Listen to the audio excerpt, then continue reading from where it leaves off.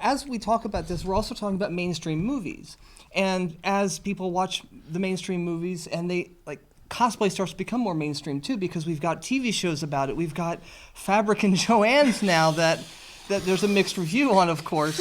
So as things become more mainstream, in some ways it's good because now we have more fans, more people we can share this love with. But there's a downside to it too. So what would you guys say are the great things about it becoming mainstream, and then also the converse of what's the bad stuff that comes along with it? Simplicity's putting out more patterns. Yeah, more patterns. Yeah, there are a lot more patterns. I have Sailor Moon now. patterns now that I'm really excited for. Yeah, I mean, there's a lot more patterns. Multiple sizes. We used to have to, and we still do in a lot of aspects, but I remember as a teenager and telling my mom, hey, I want to build this. She'd go, okay, and we would start looking, okay, this is this piece, this piece, going to Hancock's, Joann's, Michael's, wherever, because Michael's used to do this, and getting various back when patterns. Michael's had fabric. Yes, back when Michael's had fabric. They had fabric. And getting various patterns, and then piecing all of those patterns together to cut out the fabric, and then sew everything together. And you could spend a lot of money doing that. So the idea of having these more cosplay-friendly patterns is really nice. And everything, and it's great to have this new aspect and everything because it does bring more people into the costuming world, the cosplay world, to make them feel like it's okay. Yeah, absolutely. It brings in more It begins in more beginners going, oh, there's a pattern. I can do this. Yeah, because I can be It's Elsa. not fair to me. Yeah, because because a lot of people look there's at patterns it. for that. Yeah, because a lot of people look at it if they don't know what they're doing. They look at us and go, oh, you made that pattern? Oh, I could never do that. You can.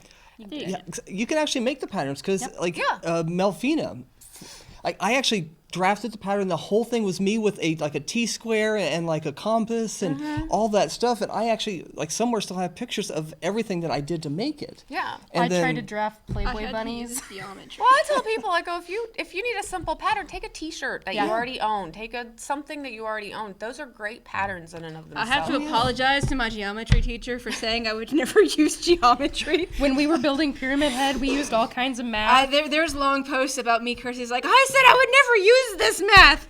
I am mathing. I do that all the time because I sucked at math growing up too, and then I became a still do. hairstylist, and I'm like, oh crap, I do geometry all the time, and then I got I put algebra in front of me all day long, geometry, and I'm like, I had to go out and buy a protractor. And there's angles, there's videos of me doing this. There are a couple pieces that got thrown across the house. No, you do the pencil and the string and measure out your string, and then do your circles. There's no circles. But you do. That's how you do it. It's not like I can build a perfect triangle and stick it on my head. No, it's like these weird angles. And that or you have a husband who's an artist, and I go, here, do it. Yeah, no, we don't have that. We just had me going, this is how the angle goes in the video game. It was me putting things together going, does this look right? Well, No, it needs to no. be like this. Angle Okay. this. But what do you think about the pros and cons of things becoming more mainstream? Because people love Dragon Ball Z because it's more of a mainstream thing. Toonami brought it into the spotlight, and you could probably walk down any street in this town or probably any town in the U.S., and people go, I know what that is, which is a plus. Dragon Ball Z as what it is. I mean, I just shipped a set to Saudi Arabia, so it's it's weird. My outreach to and how it's been very hard. Getting into the costume world, starting out. It's great that it's mainstream because there's a lot of people now getting involved, and there's a lot of people that just can't draw a straight line, that see patterns, that want to replicate it, but they just can't. And that's where I come in. Right. I feel as an artist and a guy who creates, I created these designs using tools of the trade, and I've made myself a pattern, and I make a costume, a full finished piece that somebody can put on.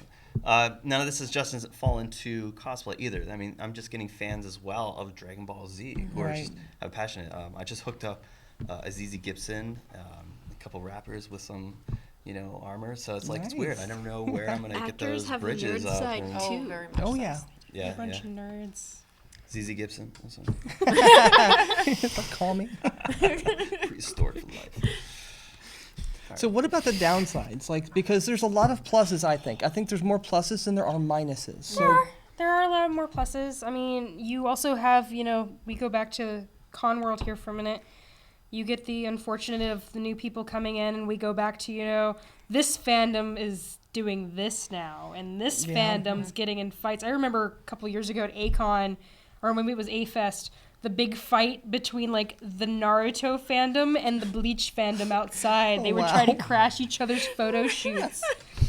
I remember those. I mean, now we're having that, you know, we've got people that are doing like the My Little Pony fandom hates the Homestuck fandom. Everybody hates the Homestuck fandom. Don't tell my kids that. They love Okay, when it comes to Homestuck, you either have the really cool Totally Homestuckers, But you do the or you've got mashups the now. Yeah, you do the weird, like we do the weird mashups. mashups. We like weird mashups. We're actually talking about doing Disney Game of Thrones. I I want to be an Elsa White Walker. Hey, I love that idea. There's one negative thing that I really saw this year, and it was a dark time. First con of the year. I'm not giving names, but somebody.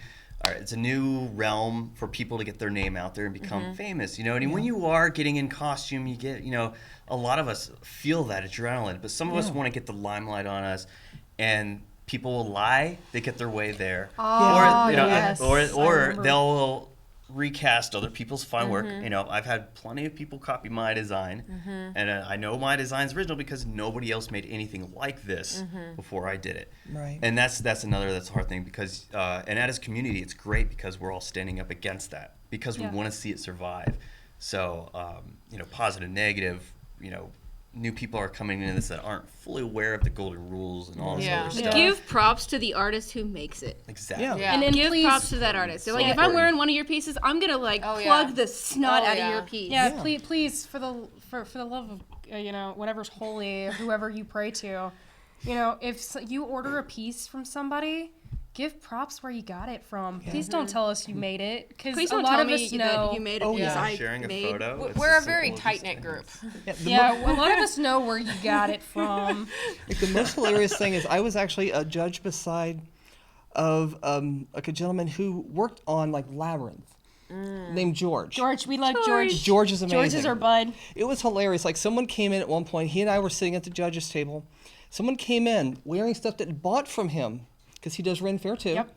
And he purposely kind of kept it back and asked a few questions and then goes, "You bought that from me, didn't you?" And he goes, "Oh, that's you." It caught him dead to rights in it, but the guy was really good about it. He's like, "Yeah, absolutely. I bought this piece, but I made this piece. So he recovered. Yeah. But it's better to like come Be up front upfront. and exactly say, like, you know what, this is my first costume. My mom helped me. They made this, but I helped with that. And I did this. Because honesty is going to get you further, because people really want to be known for their stuff. They want to get famous Right, because they right. see all those other people with their name up in the lights, and they might aspire for that. Some people only make a utility belt Yeah. or Yeah. some of that. So it's important, to give out this individual. Yes, I may have made and then collaborated, but there's all these other makers. All these other I bought this There, piece yeah. here, and I added these pieces here. That and my favorite thing to actually ask people is, if you're bringing me a brand new piece, okay, you're coming in, you're wearing this lovely, fabulous armor. You say you made it. Okay, cool. Show me 5 flaws. You want to watch somebody who's bought a piece flounder? Watch it when you try to find those flaws, because I guarantee you know where every flaw in that piece is. Yeah. And they drive you nuts. That's a Fixed good a few before question. I came here. It's like, Like, you know, I can sit here I going, like it's like people- here and here and here and here, yeah. and this piece here. I've had people come up and There's go, a whole I net made of- this. And I'm like, okay, I could tell you bought that. And so I'm like, I have to be the jerk that walks up and pulls the tag back and go, oh, you made Oh. this? It's like, you got some pretty nice tag work back And here. you guys where'd you get those tags made? And I feel really bad for doing it sometimes, but at the same time, if you walk in and you're all cocky and I'm judging, and you're like, I made this.